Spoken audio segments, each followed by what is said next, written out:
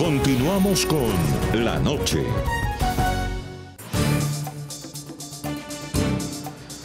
Continuamos en este programa La Noche. Ervin Hoyos Medina, presidente de la Federación Colombiana de Víctimas. Escuchábamos ese testimonio de Derly y al mismo tiempo que genera dolor cada palabra que dice, porque genera indignación el hecho de que estas víctimas no hayan sido escuchadas, también llama la atención que en este momento, pese a que esos reclamos siguen siendo válidos, aún no se han tenido en cuenta. ¿Usted cree que a futuro va a cambiar esta situación de las víctimas o esto va a seguir sucediendo de aquí en adelante, Ervin?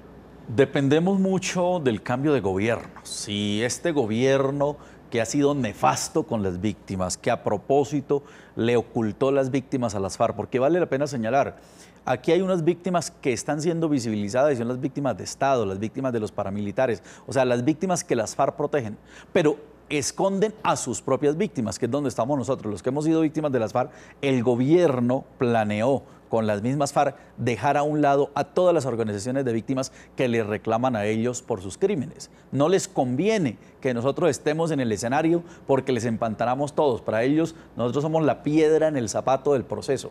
Pero ahora hay una cosa muy valiosa que las FARC no cuentan, y es que los desmovilizados que ellos excluyeron, ahora los tenemos de nuestro lado y son los que están contando estas historias, son los que están diciendo es que Mauricio el médico es un violador y es un abortador masivo.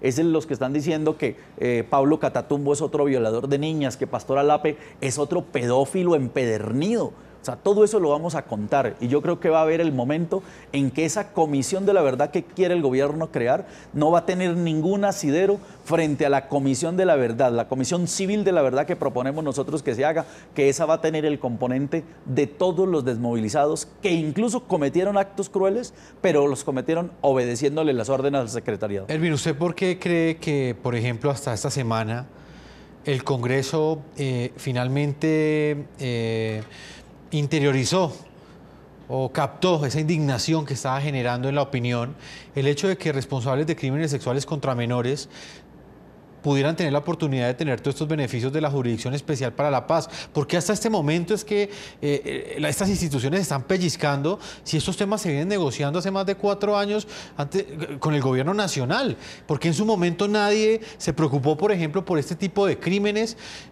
a todas luces de lesa humanidad contra los menores. A ver, en el Congreso en un sector hay una doble moral, Votaron sí a la inclusión de todos los delitos sexuales porque le tienen temor al castigo electoral. Esos congresistas que han avalado o que han guardado silencio por los crímenes de las FARC. Le tienen temor a la sanción electoral. Estamos entrando en una fase política que saben que el electorado se lo va a cobrar a los que hayan votado. Imagínese un congresista votando a favor de los violadores.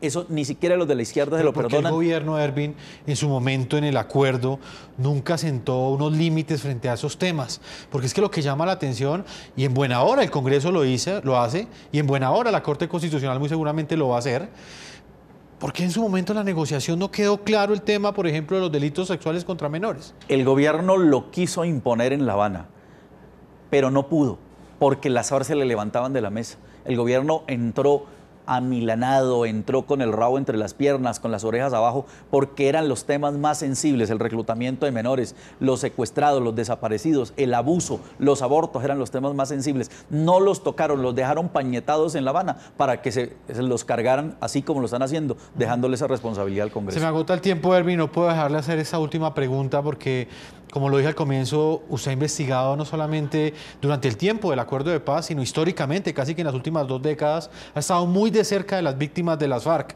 a través del programa Las Voces de Secuestro. ¿Por qué para las FARC siempre fue un tema casi que vedado el tema de los menores? Y casi nunca hablaron de ese tema. Incluso cuando se les preguntaba por esos menores reclutados, prácticamente se molestaban incluso en sus respuestas. Siempre se han molestado porque ese es el talón de Aquiles de las FARC. Ellos saben que si les logramos demostrar que ese es un delito sistemático, es crimen de lesa humanidad, que no es indultable, que no es negociable y que con eso los vamos a llevar a la Corte Penal Internacional. Ese es el propósito que tenemos y los vamos a ver en la Corte Penal Internacional, porque el hecho de no pagar cárcel es que las FARC, para curarse de ir a la Corte, debieron decir: métannos 5 años por los delitos de lesa humanidad, por el abuso de menores, métannos por eso, y con eso se hubieran hubieran salvado. Como no lo quieren hacer en su arrogancia criminal, pues se van a tener que enfrentar a la Corte Penal Internacional porque esos crímenes no son negociables. Pues Ervin Hoyos Medina, presidente de la Federación Colombiana de Víctimas de las FARC, director del programa Las Voces del Secuestro, periodista y reportero de guerra, muchas gracias por haber estado con nosotros. Gracias, Jefferson, muchas gracias. A todos nuestros televidentes los invitamos a que envíen sus comentarios a www.ntn24.com. Nos pueden escribir en Twitter en las cuentas que aparecen en la parte inferior de nuestra pantalla, @NTN24, @Segurizati, NTN24, @Jefferson, NTN24, La Noche, NTN24. La Noche seguirá encendiendo las luces para que usted siempre vea el punto clave de la noticia. Muy buenas noches.